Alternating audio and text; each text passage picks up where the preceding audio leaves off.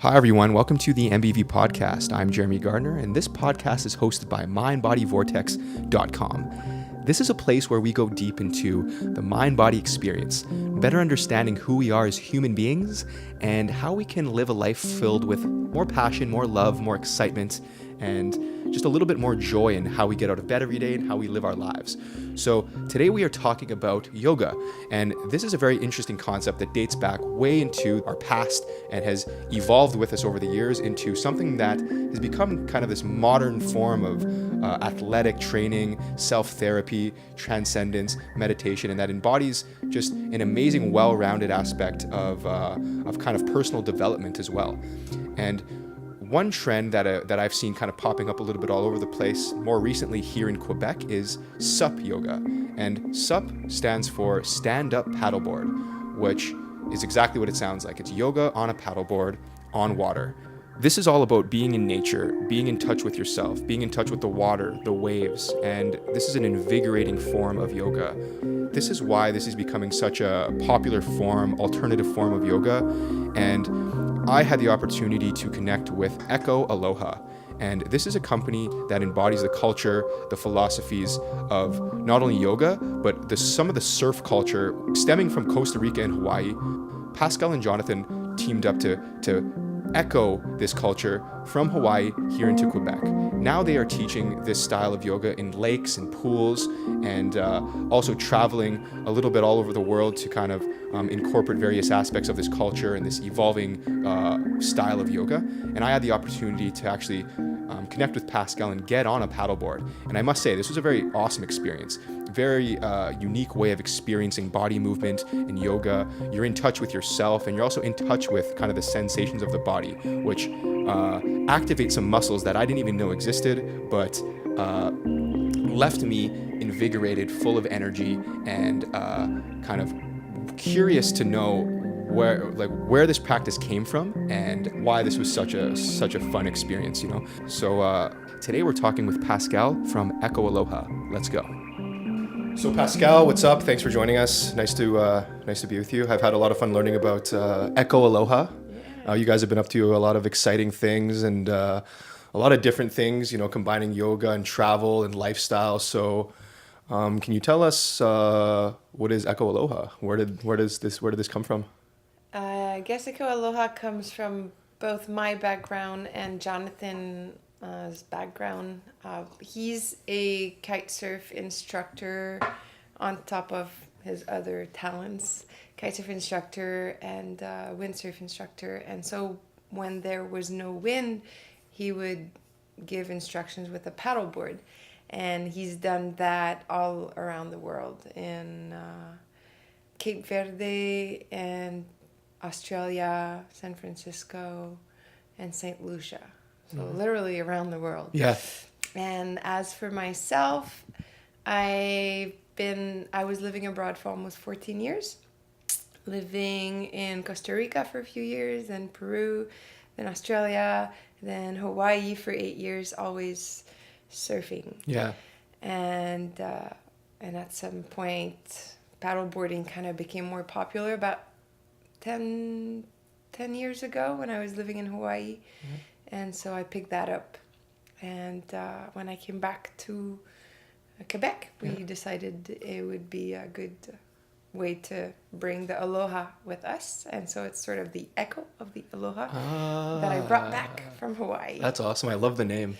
So what was it? You did so much traveling earlier on in your life. What was it that triggered the desire to start traveling the world and touch on different aspects? Was it?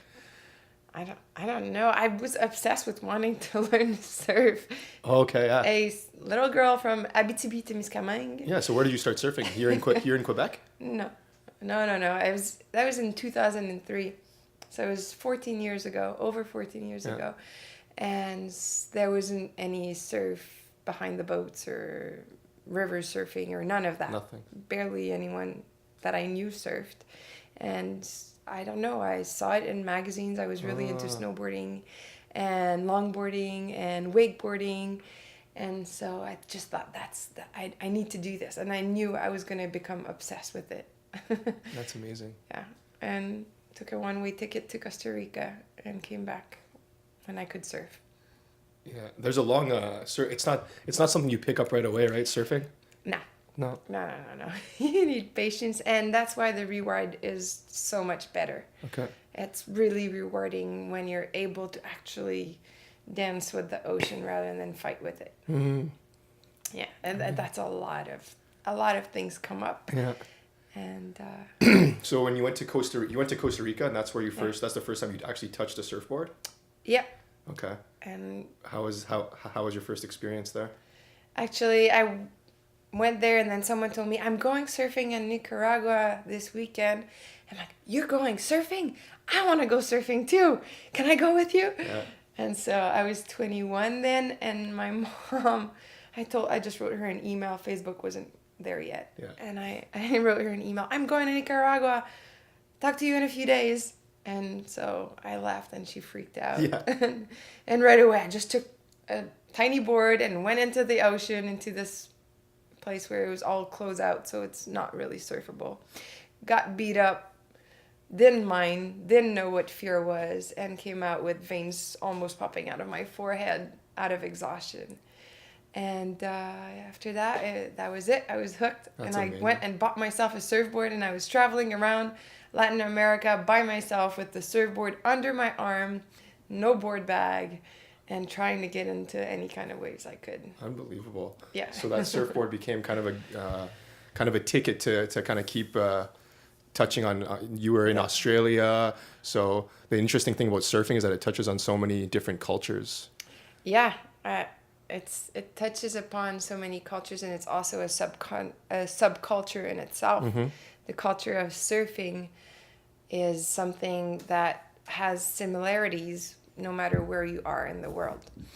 So people talk the same talk when they talk about waves, when they talk about surfing, when they have similar references. So it becomes a culture in itself. Yeah, it was a very underground culture Back then. back then. And even more before. So let's go back. Where you were exposed to surfing before you even touched a surfboard. So you were reading the magazines and stuff like that. Yeah. And that was back when surfing was still kind of a mysterious things. Where is the originating culture? Is it Hawaii? They say it is. They say it is. But when I was living in Peru, they also were filming a documentary trying to prove that surfing came from Peru, from the caballitos. They're like small little boats that you paddle standing up and catch waves, and they would catch wave with them. But in Hawaii, I guess, is where most people believe it started. But I'm sure it kind of was sprinkled all over the world. And waves, right? Like I'm just riding waves. Yeah. And it's just a natural why the subculture touches like the same slang words are used. It's kind of like just a culture that seems to just naturally arise, from like born from the ocean, and that's why it's such a mysterious thing. I love it. You said that surfing goes very well with yoga, and the way you explained just how things flow through your life. That's kind of like that's like the essence of the yoga philosophy. Mm-hmm. So can you talk a little bit about what are some of the philosophies associated with yoga, just based on your experiences? What I love about it, and I've done a pretty intensive yoga philosophy course of only yoga philosophy that's separate from everything else. And what I loved is that it pretty much told me that no one's going to discipline me if I'm not disciplined.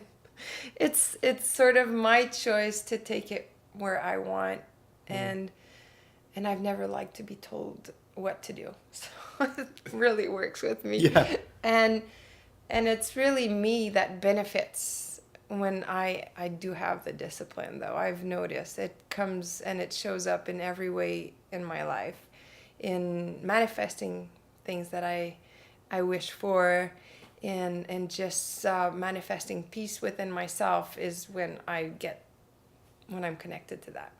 Amazing. Integrating surfing and yoga for you is something that just happened naturally. So yeah, I mean, your body gets really tight when you surf a lot, and yoga helps to release all the tension, and meditation to just kind of, because yoga and meditation are like that. Mm-hmm. They intertwine. They're together.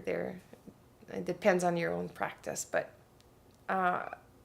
for me, sitting on a board waiting for a wave is a big part of meditation. It's just being in nature. I mean, it's easy meditation. Amazing. I would say. It's cheating meditation.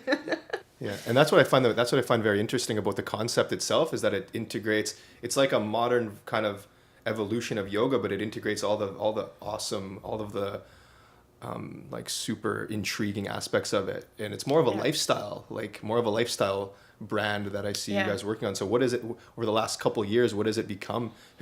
How has the community been responding to this style? The sup yoga? Awesome. So what is sup yoga actually? It's yoga on a board on water. Sup, is that French? Sup means it's S-U-P. Yeah. Stand up paddle. Okay, great. Yeah. And this is it's like it's a fitness. Well, we're gonna see. I don't know. It depends. Yeah. It depends. It's just like regular yoga. You can have slow vinyasa, hatha. You can have kundalini if you want. You can have power yoga. Mm-hmm. It can be any of those. Yeah. Yeah. It's just added difficulty because it's less stable, and so it activates your stabilizers, your core.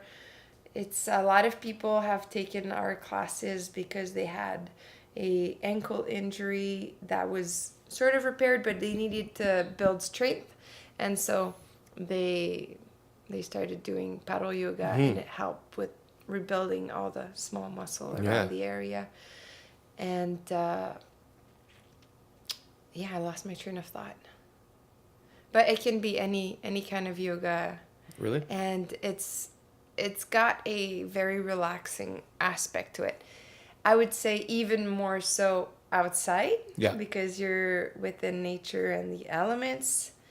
It's very breathtaking, and people usually start, in their usual active, a little bit nervous kind of mindset. Yeah. And when they leave, it's even more calming than a regular class, I find. Yeah.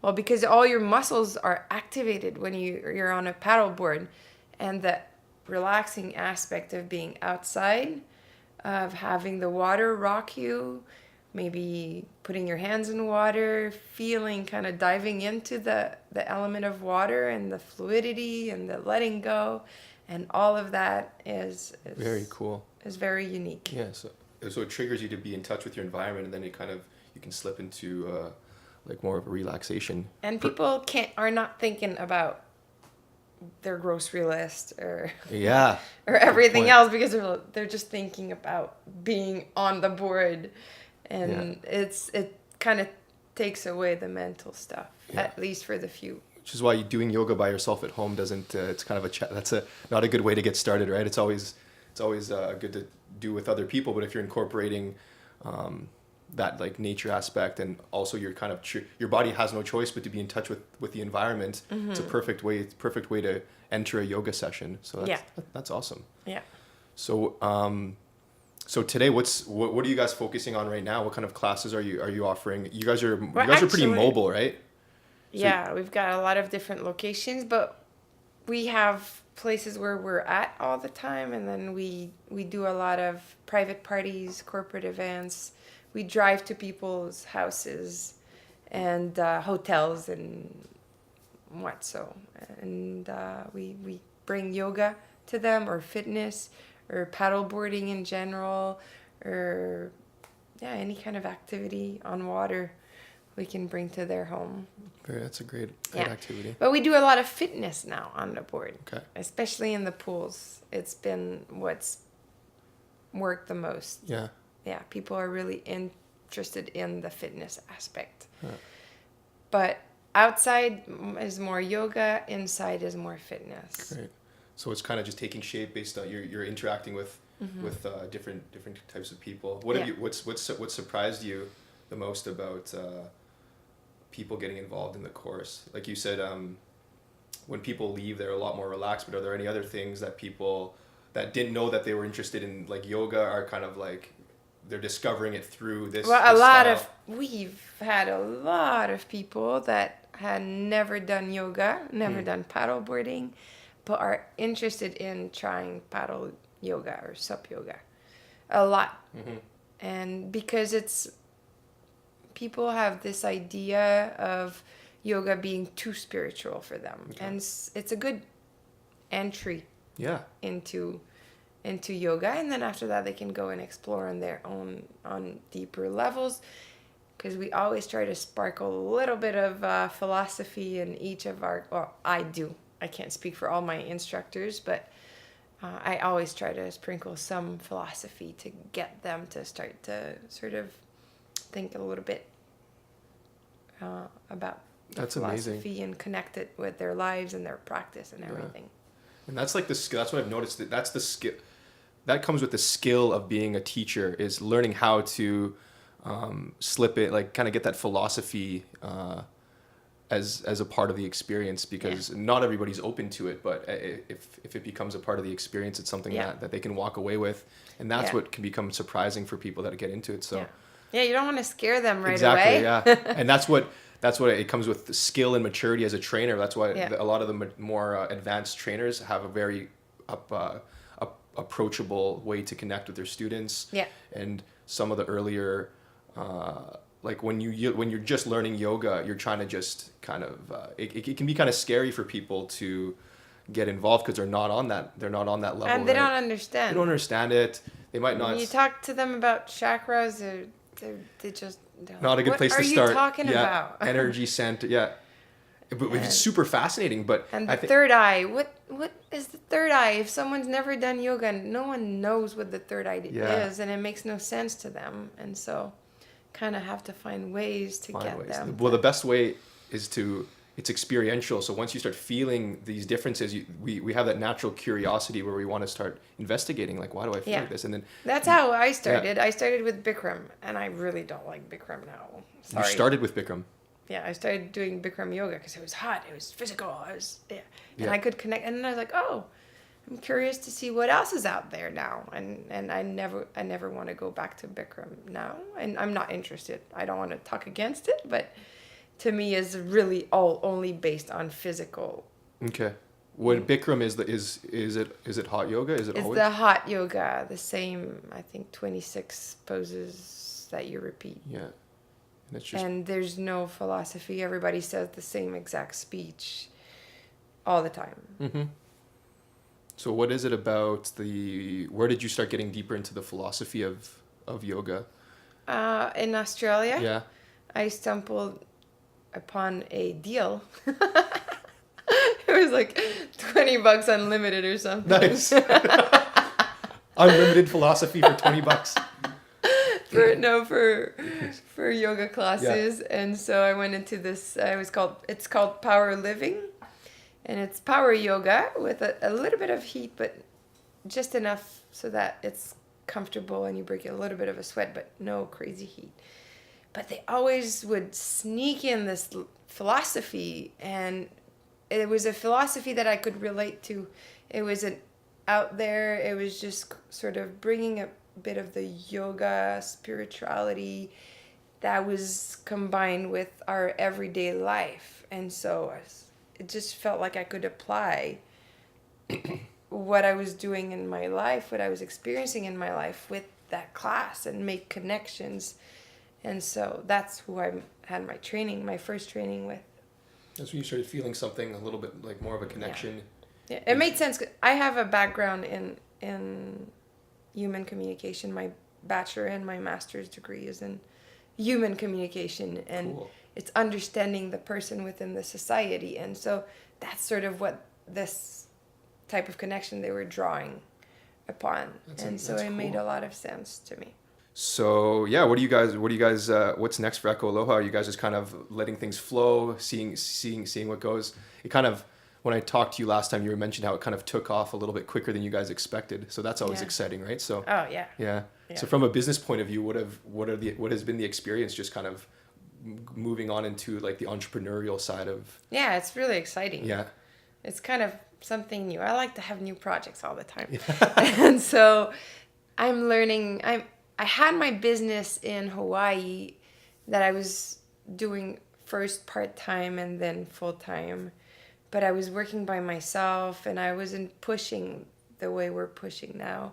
And now we're getting into creating our own products that will be coming out soon that I told you about. Yep. And We'll keep that on the down low. yeah.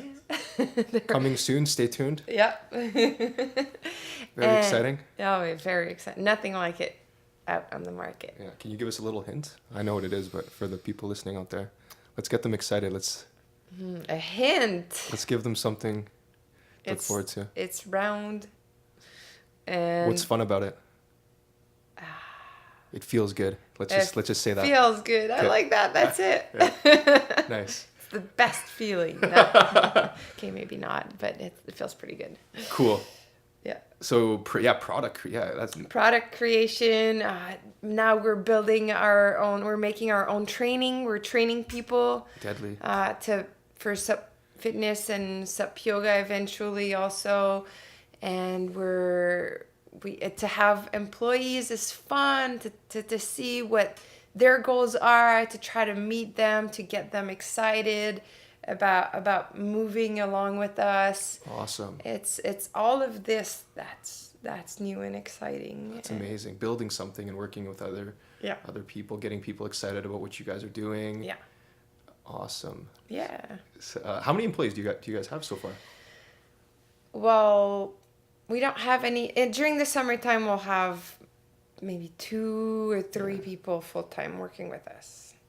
Awesome. And then we've got a lot of instructors that work for us. They'll give anything between 10 to 30 hours a week. So this summer, what's coming up this summer? Kind of just see what happens, but I'm sure there's going to be a lot going on, right? Yeah.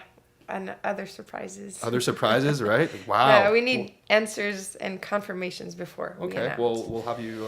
I can't wait to have you back on so we can follow up on that. Sounds exciting. So where can we follow you guys? Because you guys are always putting out some awesome stuff on Facebook. So Echo Aloha on Facebook.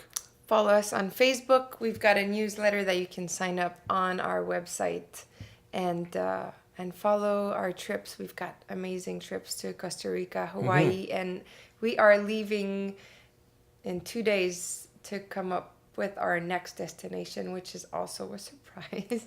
Wow. We just got all these surprises. Well, I know that's the most exciting thing about it. You guys are on the move. You guys are a mobile yoga paddleboard experience. Yeah. And so it's exciting, and I look forward to just keeping in touch with you guys and following you, and maybe even coming on a trip with you, because that would be amazing. Yeah. And so echoaloha.com as well.